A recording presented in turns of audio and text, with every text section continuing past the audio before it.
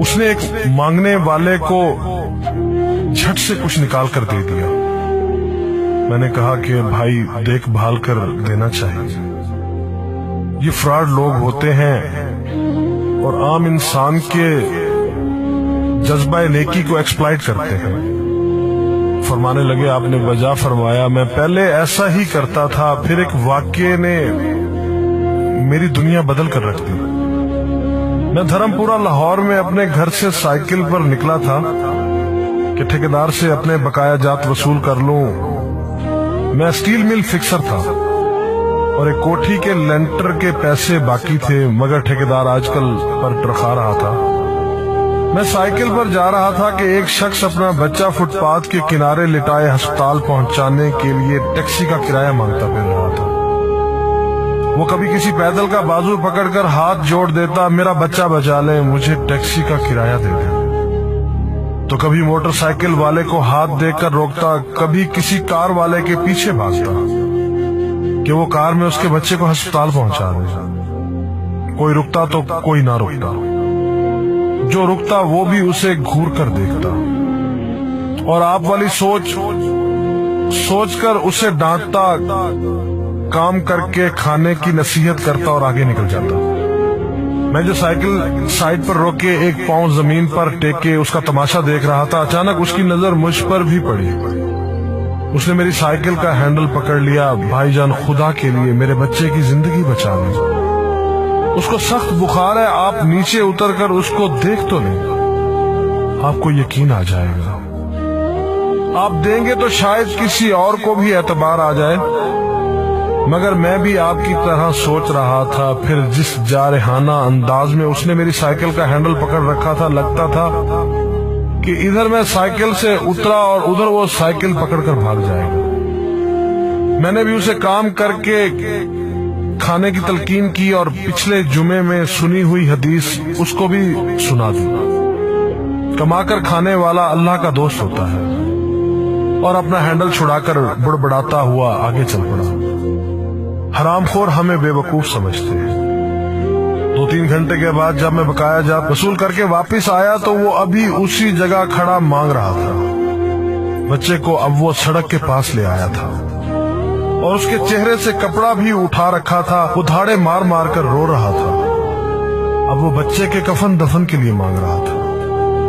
میں نے سائیکل کو روک کر پاؤں سے نیچے ٹیکا اور میت کے چہرے کی طرف دیکھا۔ پھول کی طرح معصوم بچہ زندگی کی بازی ہار گیا تھا۔ میرے رونگٹے کھڑے ہو گئے۔ میں نے جیب میں جو کچھ تھا بقایا جات سمیت سب بغیر گنے نکال کر باہر پھینکا، اور اس سے پہلے کہ اس کا باپ میری طرف متوجہ ہو، سائیکل اس تیزی سے چلا کر بھاگا گویا سارے لاہور کی بلائیں میرے پیچھے لگ گئی ہوں۔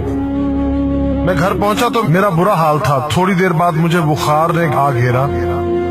بخار بھی کچھ ایسا تھا گویا میرے سارے گناہوں کا کفارہ اسی بخار سے ہونا تھا۔ گھر والے مجھے ہسپتال کے لیے لے کر نکلتے اور میں چارپائی سے چھلانگ لگا دیتا۔ مجھے ہسپتال نہیں جانا تھا، میں اسی بچے کی طرح ایڑیاں رگڑ رگڑ کر مرنا چاہتا تھا۔ 2-3 دن کے بعد بخار کو تو آرام آ گیا، مگر میں ذہنی مریض بن گیا۔ مجھے لگتا گویا میرا اپنا اکلوتا بیٹا جو 3ری کلاس میں پڑھتا تھا وہ اس بچے کے کفارے میں مر جائے گا۔ میں نے بچے کا اسکول جانا بند کر دیا۔ بیوی کے بار بار اصرار کے باوجود میں بچے کو اسکول تو کیا دروازہ کھولنے بھی نہیں جانے دیتا تھا۔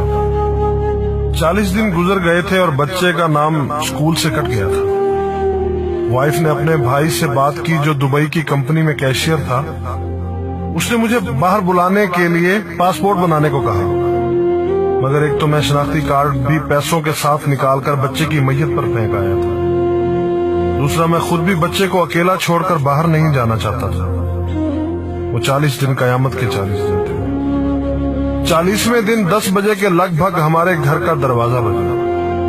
دروازہ میں نے خود ہی کھولا اور سامنے اس بچے کے باپ کو دیکھ کر مجھے چکر آ گیا۔ مجھے لگا جیسے ہم دونوں آمنے سامنے کھڑے خلا میں چکر کاٹ رہے ہیں۔ درمیان میں بچے کا چہرہ بھی آ جاتا۔ میری کیفیت سے بے خبر اس باپ نے مجھے دبوچ لیا اور پھوٹ پھوٹ کر رونا شروع کر دیا۔ وہ کچھ کہنے کی بجائے میری ٹھوڑی کو ہاتھ لگاتا اور اسے چوم لیتا، جبکہ میں پتھر کا بت بنے اس کی گرفت میں تھا کہ اچانک مجھے جھٹکا لگا اور میری چیخ کچھ اس طرح نکلی جیسے کسی کو پانی پیتے وقت اچھو لگ جاتا ہے اور پانی اس کے منہ اور ناک سے بہہ نکلتا ہے۔ میں اس بچے کے باپ کو سختی کے ساتھ سینے سے لگائے یوں رو رہا تھا گویا اس کا نہیں بلکہ میرا بچہ مر گیا ہے۔ ہمارے رونے سے گھبرا کر پورا محلہ اکٹھا ہو گیا تھا۔ آہستہ آہستہ 40 دنوں کا غبار نکلا، اس کو میں گھر میں لے کر آیا۔ محلے والے بھی آ گئے تھے جنہوں نے اس آدمی سے بہت افسوس کیا۔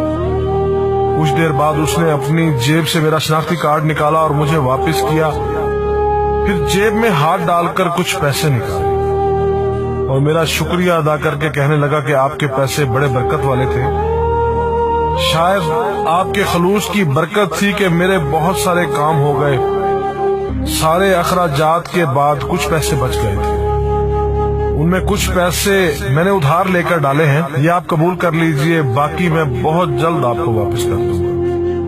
میں نے پیسے واپس لینے سے سختی کے ساتھ انکار کر دیا اور منت سماجت کر کے اسے پیسے رکھنے پر راضی کر دیا۔ اس کے بعد میں یہاں بطور اسٹیل فکسر آ گیا۔ میں جی جان سے کام کرتا تھا، چند ماہ میں ترقی کر کے فورمین بن گیا۔ 3 سال بعد میں نے سالے کی مدد سے اپنی کمپنی